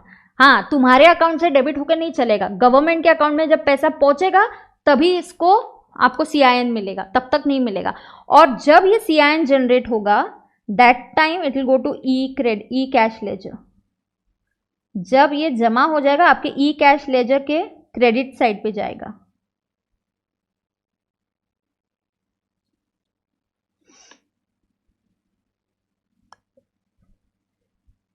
E cash ledger, e cash ledger के क्रेडिट साइड पे जाएगा. जब CIN आएगा तब पोर्टल को बैंक इन्फॉर्म करेगी, हाँ आपके गवर्नमेंट के अकाउंट में जमा कर दिया, अब मेरे पोर्टल पे दिखना चालू हो जाएगा कि ये कैश जमा की है. फिर आप उसको यूज करो आपकी लायबिलिटी पे करने के लिए.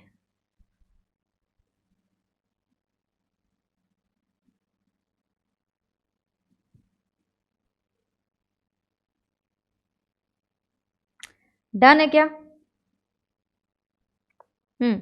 Offline internet banking. हाँ, ऑफलाइन में RTGS, NEFT या OTC. OTC को 10,000 का लिमिट होता है. OTC को 10,000 का लिमिट है, राइट. तो पेमेंट, यस, OTC को 10,000 का लिमिट है. यहाँ पे नो लिमिट, यहाँ पे नो लिमिट. OTC को 10,000 का लिमिट है. वो भी लिमिट तब नहीं लगेगा जब गवर्नमेंट स्क्रूटिनी या इन्वेस्टिगेशन के तहत किसी को पकड़ के टैक्स पे करने को लगाती है. तो कैश में भी कितना भी फिर पे कर सकते, कोई लिमिट नहीं है.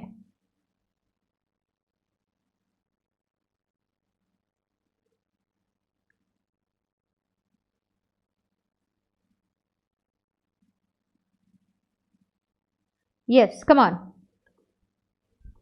ऑफलाइन का 10,000. सो ऑनलाइन ऑफलाइन दोनों है. चलान मैनुअल नहीं जनरेट होगा. आई थिंक चलान से रिलेटेड इतना ही है. CIN and you have to understand as a focal point branch EFP भी होती है. तो अगर ICICI बैंक है तो उनका एक ही ब्रांच सिलेक्ट किया जाता है जहाँ पे सारे इंडिया से कलेक्टेड पैसे एक ही गवर्नमेंट के अकाउंट पे एक जगह पे ही फोकल किए जाएंगे, फोकस किए जाएंगे. So you have a focal point branch is selected. RTGS और NEFT के लिए RBI as a focal point. तो सारे पैसे RBI की बैंक में जहाँ पे गवर्नमेंट का अकाउंट होता है वहाँ मेंटेन किए जाते हैं. OTC is over the counter. Yes. Now so challans का पॉइंट इज डन. इंटरेस्ट वाला पार्ट मैं बता देती हूँ. एक छोटा सा पार्ट है इंटरेस्ट का. मेरे पास चार्ट रेडी है, मैं आपको दिखाती हूँ. तो उसका स्क्रीनशॉट ले लेंगे, तो पेमेंट का चैप्टर विल बी डन। तो मैं ये ले लूँगी। जीएसटी पोर्टल अभी भी इतना अच्छा नहीं है, not that good, still not that good. एक सेकेंड ना, पेमेंट पेमेंट पेमेंट कहाँ है, ढूंढना पड़ेगा मुझे, किधर है। हाँ मिल गया।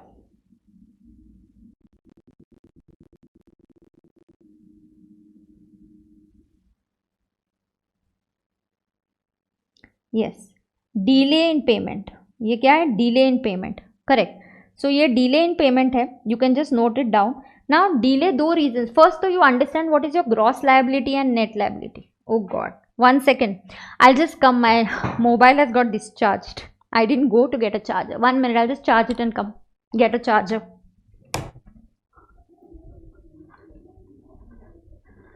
अच्छा मला चार्जर दे ना, गेली बॅटरीच गेली। तू काय वर आलास लगेच का? दे दे मोबाईलचा पटकन दे, हाच मोठावालाच लावून दे, तिथे कॅमेरा ऑन आहे, थांब मी लावते।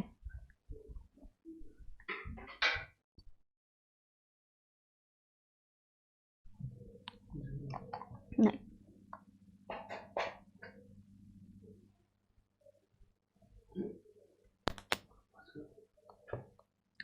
Okay, I'll take 2 minutes, my phone will come into charging immediately. So I have that fast charger, तो जल्दी हो जाएगा चार्ज, तो मुझे I'll be able to connect to you. Till then just write this down. So if the delay is due to filing in the returns, इसके ऊपर नए module में, new module, this was a amendment which is already covered last year, so July 21 attempt students आप इसको note कर सकते हो, but ये थेरोटिकली अमेंडमेंट लास्ट टाइम ही कवर हो चुका था, मतलब already I had taken in my earlier amendment lectures, but इसके ऊपर मॉड्यूल में 2 क्वेश्चंस ऐड किए गए हैं। तो अगर आप जुलाई अटेम्प्ट के बच्चे, तो नया मॉड्यूल सिर्फ ऑनलाइन चेक करके उसके 2 क्वेश्चंस आप सॉल्व कर सकते हो। You should no this concept of gross tax liability and net tax liability, right. So gross tax liability माने ये, अगर जीएसटी पेबल 1 लाख है, आपने आईटीसी लिया 40,000 का, राइट, तो I took an ITC of what 40,000, right. So my I will pay 60,000 in cash, तो 60,000 is called as a net tax liability and 1 lakh is called as a gross liability. So you should know this term, so you can just note down this, there's a gross tax liability and there's a net tax liability. So gross tax liability is 1 lakh and net tax liability is what I paid in cash, that is called as net tax liability. Sometimes I have to calculate interest on this and sometimes I have to calculate interest on this 1 lakh. Yes, so there's a provision, sometimes I should calculate interest on 1 lakh gross tax liability, sometimes I should calculate it on net tax liability. Interest ka rate is 18%. Interest is calculated from the next day, starting from where? Yes, interest is calculated from the next day, from the day when मेरा interest जो due हो चुका है, payment का due date है, उसके अगले दिन से काउंटिंग चालू होता है, डे बेसिस पे कैलकुलेशन होता है। सो आपकी जो ड्यू डेट है उसके नेक्स्ट दिन से लेके डेट ऑफ पेमेंट तक you have to count the days and then you can calculate the interest, right, and then you can calculate the interest, 1 second, yeah, and then you can calculate the interest, right. If the delay in filing the returns, मतलब आपने returns ही भरे नहीं time पे, you should know by now, you know if I have filed the return माने my taxes are paid, तो if my returns are not filed, so if there's a delay in filing the returns, interest is calculated on net liability. So there's a question in the module जहाँ पे एक जगह net liability पे हुआ और एक जगह gross liability पे हुआ है, yes. So interest is calculated on net liability, अरे रिटर्न ही आपने लेट भरा है, लेकिन अगर आपका रिटर्न भर चुका है लेकिन बाद में याद आ गया, ओ माय गॉड कि एक बिल मिस आउट हो गया मेरा, so I missed out on recording 1 invoice, तो मेरा एक इनवॉइस रिकॉर्ड होना रह गया है, तो छूट गया है। In that case what can I do, 1 second, it will just start, it has just started, let me just on my YouTube so I know everything is fine.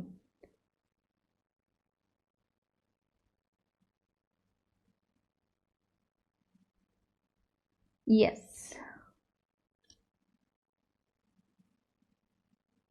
Okay, right.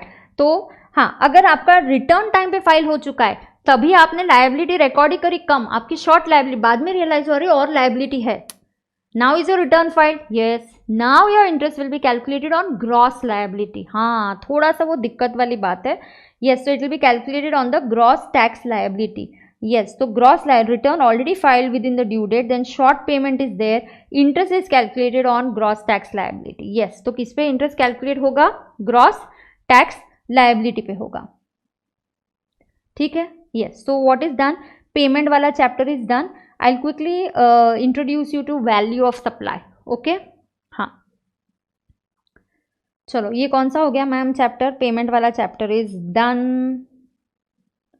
I will say supply. चलो, and value of supply will be the last thing.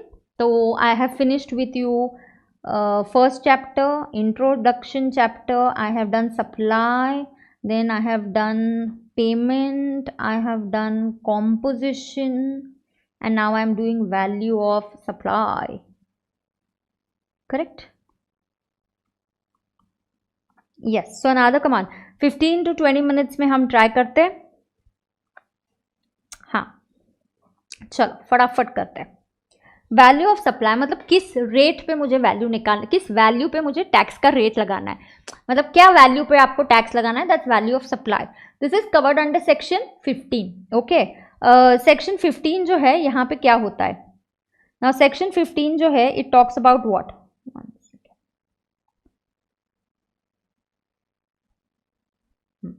So section 15 है 3 parts में. 15(1) से transaction की value, जो transaction value है वही पकड़ लो. माने मैंने आपको डिसाइड किया कि I am selling you goods for 1 lakh, so that's a transaction value. But you know 2 conditions when do we take transaction value? If the parties are unrelated. if the parties are like related parties, same definition. हाँ, if you are a holding subsidiary, IO, फिर कैसा चलेगा? नहीं चलेगा, then transaction value नहीं होगा. अच्छा ma'am, transaction value नहीं होगा तो वैल्यूएशन के रूल्स है, तो वैल्यूएशन के अलग से रूल्स है. यस, तो वैल्यूएशन के रूल्स हमें इंटर में नहीं सीखने, वैल्यूएशन के रूल्स हम कहाँ सीखेंगे? फाइनल में. सो ट्रांजैक्शन वैल्यू जो है अनरिलेटेड पार्टीज के बीच में होना चाहिए. The supplier, buyer, seller, supplier, recipient should be unrelated and price should be the sole consideration. माने ऐसा कुछ नहीं हो रहा है कि हाँ एक्सचेंज हो रहा है, कोई बार्टर हो रहा है, कोई कॉम्प्लिकेटेड है, मैंने आपको रॉ मटेरियल दिया, आइयो फिर मुझे वैल्यूएशन रूल्स देखना पड़ेगा, फिर मैं तुम्हारे ट्रांजैक्शन वैल्यू पे भरोसा नहीं करूंगी. राइट, ये है ट्रांजैक्शन वैल्यू. सी वैल्यू में क्या क्या पार्ट्स है, right. Then comes 15(2). 15(2) and 15(3) are important. Yes, 15(2) talks about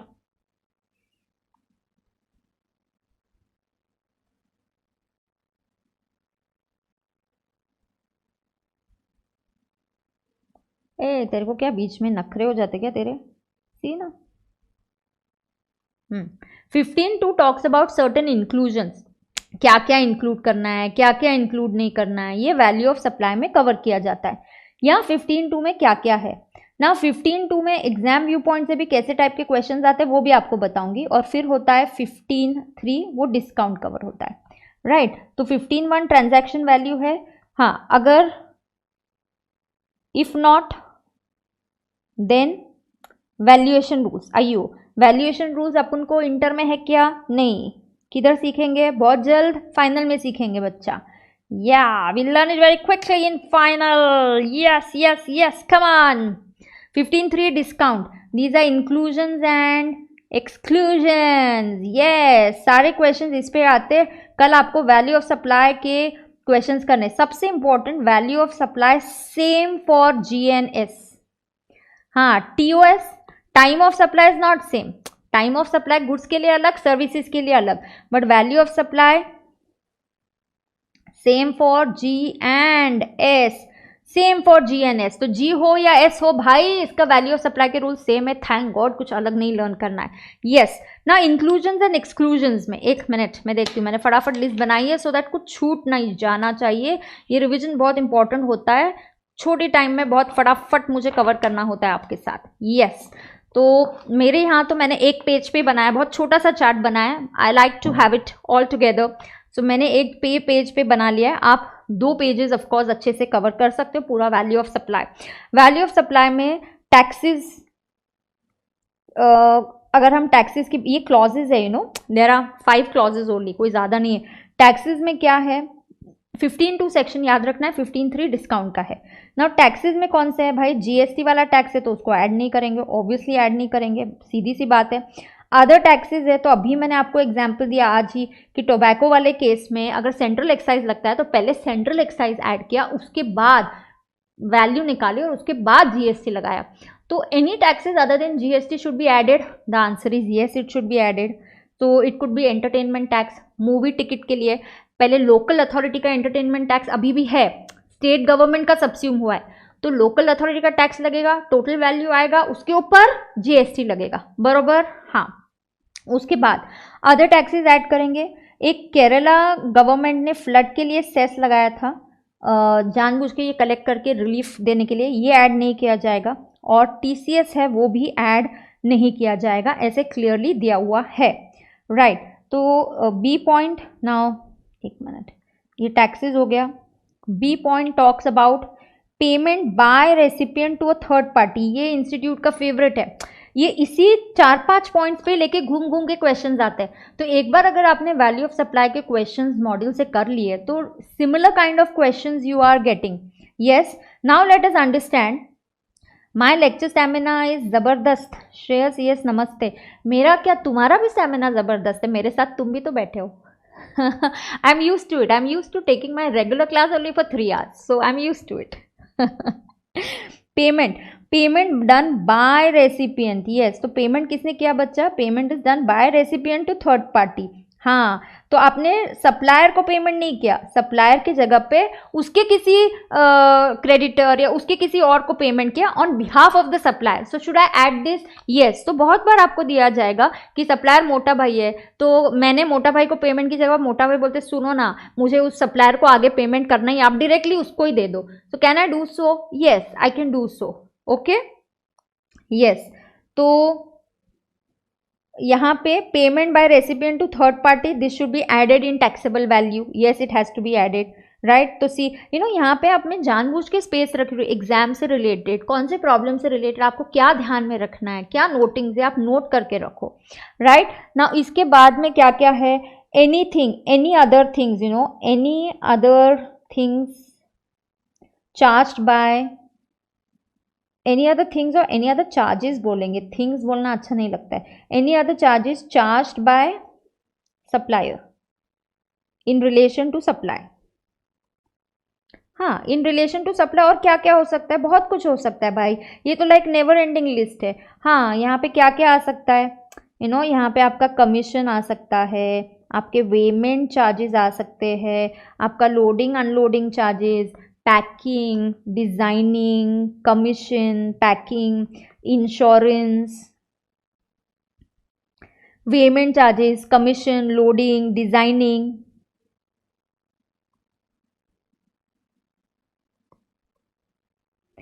yes ये सब ऐड होता है। फ्रेट में कैसा होता है, 2 प्रकार के फ्रेट होते हैं। अगर freight is borne by the supplier ने डिसाइड किया है कि फ्रेट हमें ही करना है, मेरा क्लास 6 से 7 घंटे अटेंड करते थे, यस। सप्लायर अगर लायबल है फ्रेट कंप्लीट करके देना, ये मेरी रिस्पॉन्सिबिलिटी है, मतलब मेरे सप्लाई में बोला गया कि गुड्स भी तुम्हारे और फ्रेट भी तुम्हारा, तुम्हारी जवाबदारी है कि ट्रांसपोर्ट करके देना है, then I have to add it. But if freight is incurred by the buyer, अगर बायर इनकर करता है, बायर बोलता है कि नहीं मैं ही तुम्हारी फैक्ट्री आता हूँ, मेरे गुड्स लेके जाता हूँ, तो freight is incurred by the buyer, then it is not added. But freight is incurred by supplier, मतलब this is free on road for the buyer, okay. तो बायर को आप बोलते हो ये इतना प्राइस है, गुड्स तुम्हारे फैक्ट्री में आ जाएंगे, तुम्हारे ऑफिस में आ जाएंगे। तो बायर से तुम क्या करते हो, बायर को बोलते तुम्हारी रिस्पॉन्सिबिलिटी नहीं, हम ट्रांसपोर्ट करके देंगे, राइट। बट ऑफकोर्स आप उसको चार्ज तो करोगे ना। तो फ्रेट हो गया, ये हो गया, ये ऐड करना है, कमीशन है, पैकिंग है, all this has to be added. But mind you when you add this goods और इन चार्जेस, इंश्योरेंस का रेट अलग, ट्रांसपोर्ट का रेट अलग, तो काट डालूंगी। हाँ, गुड्स के साथ ये आपका इन रिलेशन टू सप्लाई है, तो 1 लाख के गुड्स, 10,000 का ट्रांसपोर्टेशन, 5,000 का कुछ और, टोटल 1,15,000 पे एक किच रेट लगेगा प्रिंसिपल सप्लाई का, भूलना मत ये। हाँ, ये कॉम्पोजिट सप्लाई होगा, नेचुरल बंडल, एक प्रिंसिपल सप्लाई होगा इसमें से। यस, ये लेक्चर कितनी देर चलेगा, completion of my chapter value of supply. Yes, D आ गया, चलो डी और हो गया, डी और ई आ गया इसमें सिर्फ।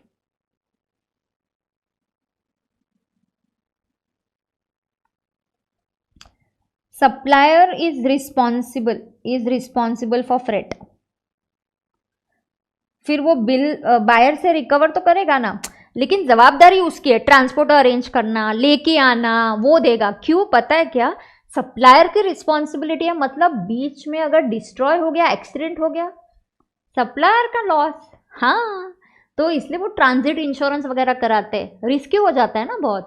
सो बड़े बड़े गुड्स होते हैं और लॉन्ग डिस्टेंस है, रिस्की हो जाता है। So that is why supplier, between the supplier and buyer it is decided who will undertake the transportation. Supplier बोलता है I will undertake the transportation, I will charge you. ऐसे हाँ बाबा charge, but you undertake the transportation, responsibility तुम्हारी है। हाँ, तुम bill में चार्ज करो, आई हैव नो प्रॉब्लम। हाँ, डी वाला पार्ट करो। Interest, fees, penalty for delay in consideration. या मोस्टली ये इंक्लूसिव लेने का, ये क्या करने का? Inclusive, take it inclusive. Next part either मैं कल लेती हूँ या मंडे को, आई विल इंटीमेट। ओके, कल या मंडे, दोनों में से एक ही दिन ले लूंगी, so I will not delay it. Okay, हाँ। ई वाला part, take it inclusive of GST. Generally problem solving में जब इंटरेस्ट दिया कि 6000 इंटरेस्ट है, nothing else is going to come, lump sum 10,000 is going to come, interest या late fee, उसके ऊपर जीएसटी नहीं मिलेगा तेरे को। लेट फी के लिए इंटरेस्ट पेनल्टी मिल गया, वही लेट पेमेंट के लिए ये मिल गया, वही बड़ी बात है। इस पे इसको इंक्लूसिव लेने का, if you have done problem solving it will come. हाँ Ruchita, yes you can add installation, this is a never ending, यहाँ पे बहुत कुछ आ सकता है, इतना ही नहीं है, this is etcetera, ETC, commission, ये सी पार्ट में कुछ भी आ सकता है। Anything that you do in relation to supply, certification, installation, testing, food testing lab से आपने करवाया, सर्टिफिकेशन करवा के लिया कि yes this product is safe for eating, कुछ किसी को एलर्जी है उसका टेस्ट करवा के आप प्रोडक्ट देते हो, कुछ भी, दिस इज सी पॉइंट में बहुत कुछ आता है। करेक्ट? ऑफ कोर्स, ये मेरे को क्यों पूछ रहा है? जेड इंस्टीट्यूट में जाके पूछना, नहीं करना पड़ता बाबा एग्जामिशन वाला। हाँ चल, ई सब्सिडी, सब्सिडी से रिलेटेड भी एक और पॉइंट याद रहे,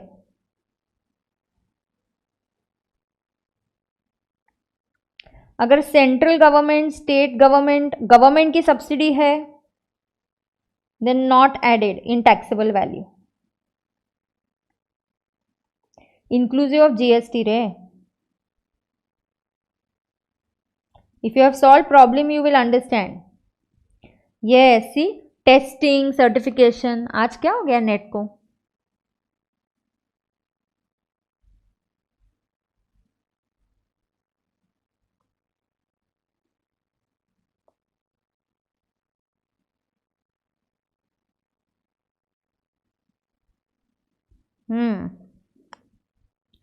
अदर्स, सब्सिडी बाय अदर्स, क्या हुआ, गायब हो गया क्या? डिस्काउंट वाला पार्ट बाद में करूंगी। Subsidy by others added in taxable value only if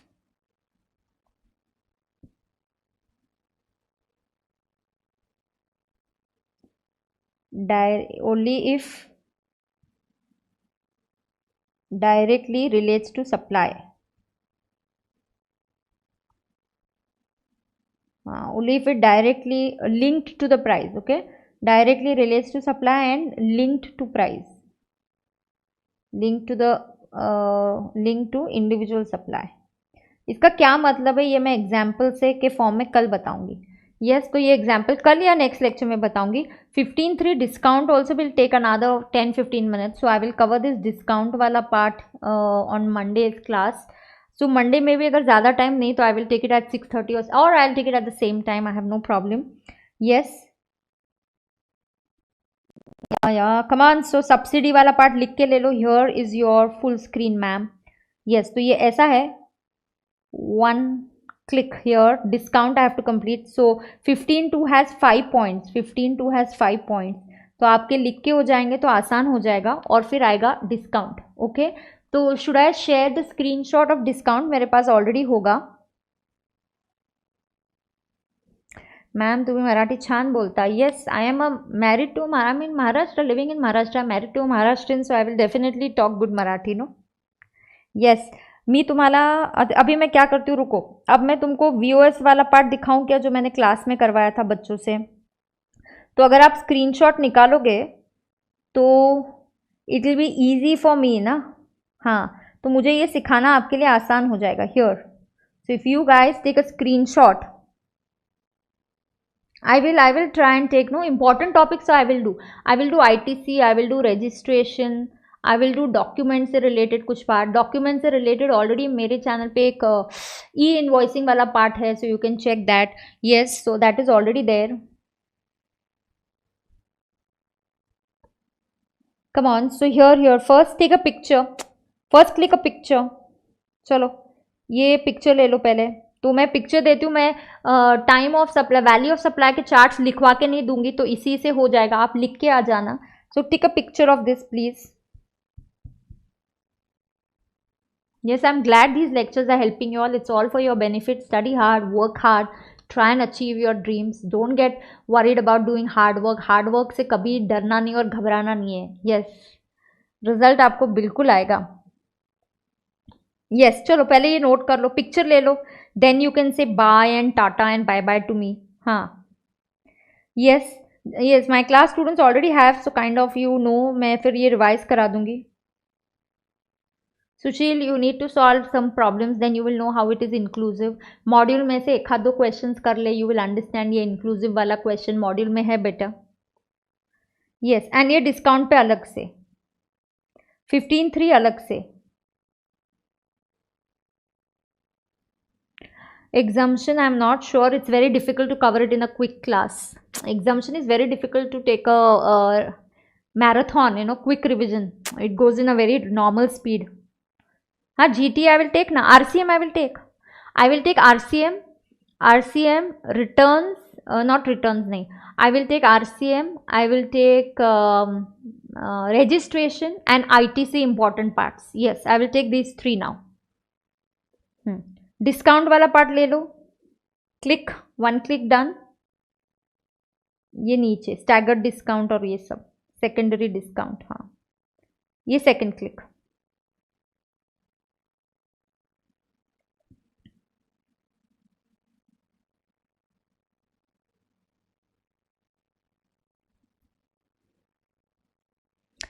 yes, मैं काफ़ी कवर कर रही हूँ, आपको बोल रही हूँ मैं जितना लूँगी, बाकी एक आध दो चैप्टर्स ही बचेंगे, आप कर सकोगे. यस, तो ITC major part I will take. I will not be able to do entire ITC. Major part of ITC I will cover, block credit and all I will cover ITC, I will cover registration and I will cover RCM. So I think काफ़ी important वाला part हो गया ना. Yes, चलो, so that I think one more lecture I'll take and I'll be done with it. Yes, so thank you dear students, have your dinner, stay safe, study hard, and it was great interacting with you all, and I hope you watch this lecture, keep watching it again and again, keep revising, have a notebook in front of you. If you missed out on some part, watch it again, increase the speed a little bit and keep watching it, right? Yes, so thank you dear students, thank you so much. So I'll meet you on maybe Monday. Tomorrow would be a little difficult, I'll just see, I'll just try, कल होता है या Monday को होता है. Okay, thank you dear students, see you, thanks.